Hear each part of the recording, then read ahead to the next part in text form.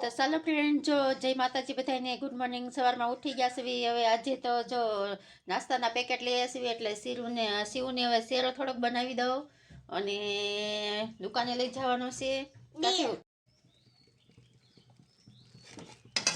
જો આ લોટ હવે આપણે શેકવીશવી શીરાનો તૈયાર બાલ ભૂખના પેકેટ છે એનો બનાવીશવી. આપણે આંગણવાડી લેવા ગયા હતા એનો શીરો, અને જો આમાં શીરાનું પાણી મેકી દીધું છે.